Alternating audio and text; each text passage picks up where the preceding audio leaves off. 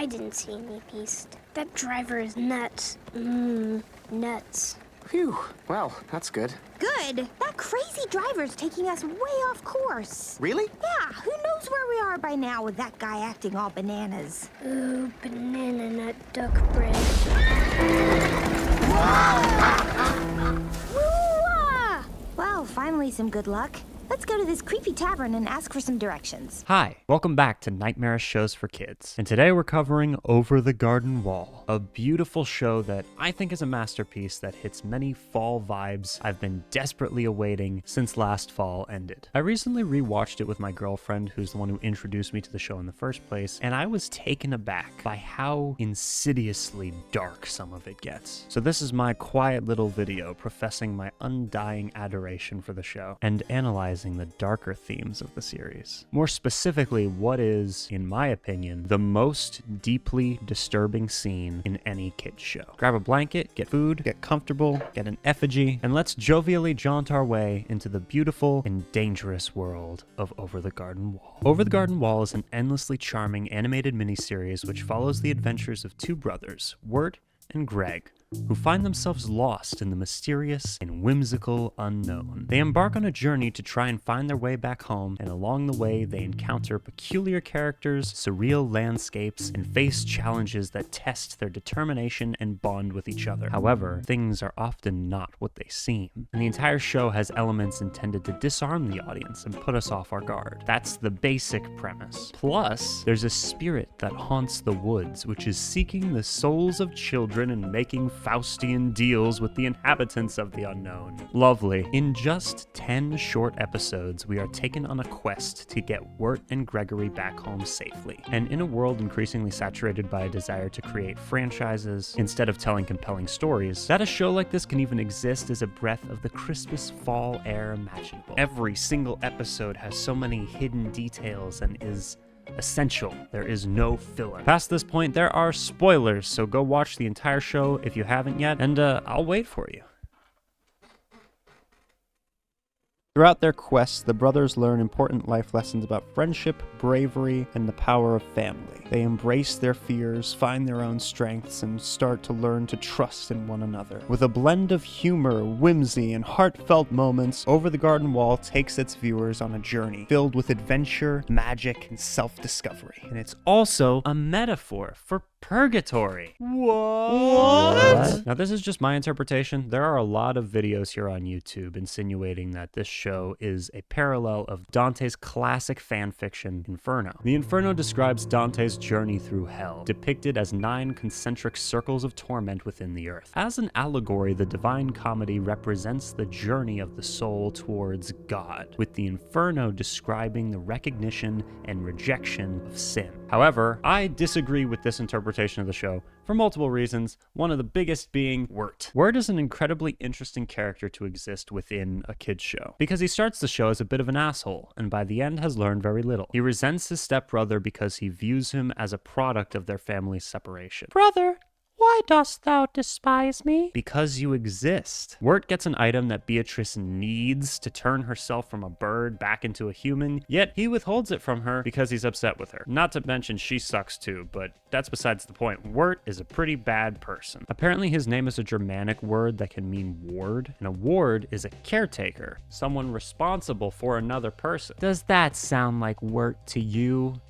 No. No, it does not. The truth is, Wirt constantly avoids taking any sort of responsibility for his actions and consistently makes selfish decisions and then shifts blame onto anyone or anything else. He is just a kid and things generally turn out okay. But Dante's Inferno is a journey to awareness and renouncement of sin in a religious context, where the unknown feels more to me like a sort of limbo, an in-between place where the brothers' restless souls are wandering, searching for a way out. This concept is scarier to me, mainly because there isn't any inherent meaning to their suffering. The evil spirit is just tormenting them. They aren't meant to learn anything, they're meant to die. The evil spirit is referred to as the Beast, and he is the main antagonist of Over the Garden Wall, a terrifying demon that lurks throughout the unknown and whose presence is felt throughout the entire show as characters wiser than our protagonists often refer to him in fear or disgust. He is a deceitful creature that delights in the suffering of others, also known as a sadist, and if he would just join a BDSM club, he would probably have a lot more friends. The beast is more emo than Shadow the Hedgehog and is appropriately always shown in silhouette, taking a vaguely humanoid form with a massive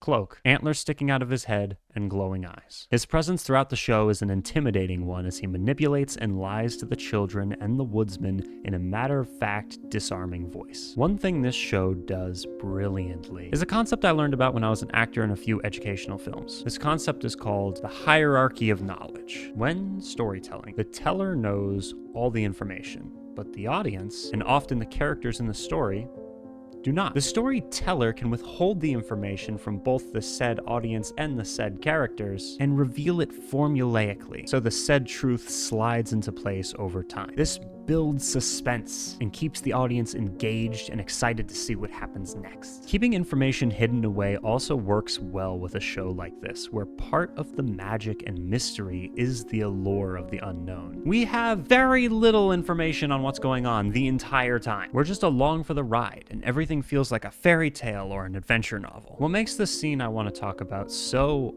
utterly horrific, and honestly not really fit to be in a children's show at all, is that everything is foreshadowed from episode 1, and it all climaxes right at the end, letting all the twisted pieces of the puzzle fall into place. The unknown, the trees, the woodsman, the beast, the woodsman's missing daughter. Even if you've already seen the show, you probably missed just how fucked up the implications of everything that happens in this scene are. So I'm going to take you with me through it, piece by piece. Wirt and Greg are haphazardly meandering from location to location, always being dragged along by some companion or other, always in search of a way back home. Now in the final episode, they arrive at their long-awaited destination, only for Wirt to lose hope right at the end. Classic Wirt shenanigans. And Greg, being the best character of the show that he is, now you may begin to pick up that I have a bit of a bias, and I'm bringing you into my objectively correct opinion, so we have a bias. Best character Greg goes deeper into the forest to try and find help for Wirt, and he gets lost. Fucking idiot. To understand what happens next, we need that handy-dandy hierarchy of knowledge. A long time ago,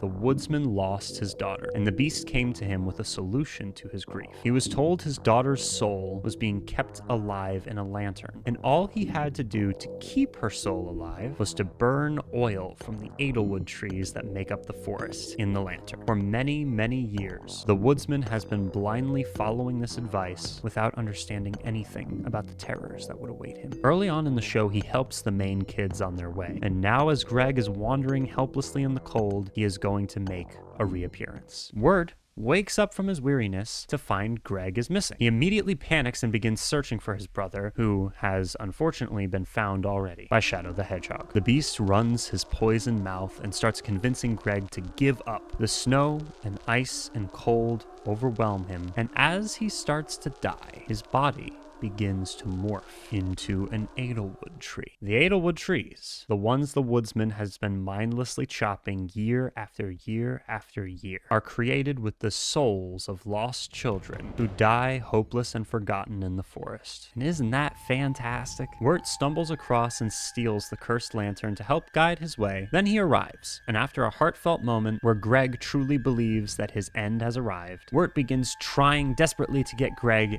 out of the tree, only to be stopped by the body of the woodsman being tossed into the lantern light. The beast has arrived. This creature and monster has only been shown calm, cool, and collected so far. But now, as Wirt holds the lantern, it immediately tries to make a deal with him. Wirt is almost persuaded, but then he has second thoughts. And for the first time in the show, his stubbornness pays off as he simply says, Wait, that's dumb. The beast tries to reason with him and tells him that his brother's spirit will live on in the lantern forever, as long as Wirt keeps the flame lit using the edelwood trees. But this is the beast's biggest mistake, which leads to the rest of the cast finally coming to the horrifying realization that the beast has been lying this entire time. The woodsman has been essentially sacrificing the souls of dead kids to the devil. And now, as he lays on the floor, Wirt has this epiphany that maybe, just maybe, the reason the beast is so invested in the lantern is because his own soul is trapped within. Then he takes the lantern and gives it to the woodsman, who is now finally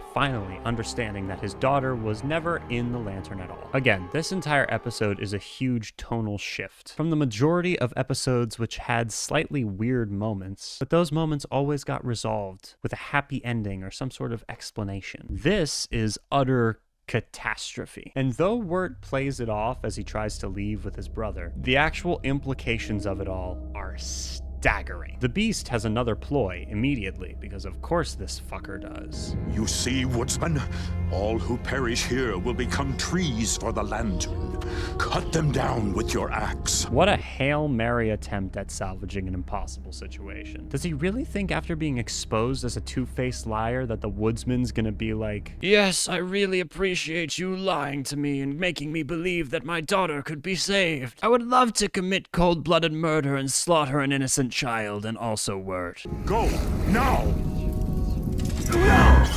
What the fuck was that? Now on top of everything else, we are finally given a glimpse of what the beast actually looks like. And thanks to my extensive research, we have this enhanced picture. Look only if you dare. His body is made out of what looks like edelwood, with twisted faces and holes covering him entirely in a trypophobic's nightmare. His antlers resemble tree branches. His face is revealed to have a mouth and nose but no ears. He has 2 arms with long fingered hands. This creature truly is a force to be reckoned with. He has the power to possess other creatures, such as Beatrice's dog shown in the very first episode, and just generally haunts the inhabitants of the unknown, like Adelaide, who claims to be following the dark voices of the beast.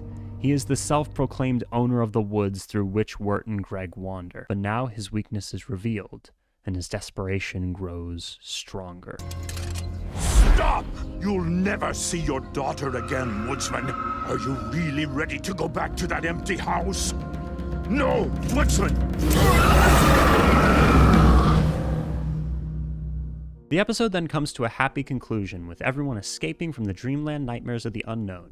Even the woodsman discovering that his daughter never died at all, and the beast truly did lie about everything. As long as you don't count the hundreds of dead children, everything turned out okay. The ultimate message of the show, at least in this final episode, is the battle between hope and hopelessness. Those ideas are both narratives and projections of your soul, and the devil or the beast exists in all of us as a justification or a rationalization of hopelessness. Can we escape from the forest of our own lives and return to the beautiful reality using only the will of our own determination? And did you know that 100% of people who have sex die? Look it up. The stats will shock you. For real though, did you know people who can't sit up straight are more likely to marry into wealth? That's a rock fact. Each like and dislike on this video equals 1 soul of a child you are sacrificing to my lantern. So do the right thing. Go on, press it. Thanks for watching, my friends. If you like the weird, the macabre, video essays, and commentary YouTubers who aren't actually that funny, go find and watch more of my videos. They're lurking everywhere. My little cult here calls itself the Legion. So if you'd like to join, comment "We Are Legion" down below. See you next week when I will be making a 2-hour-long video compilation of me pole dancing. See you then.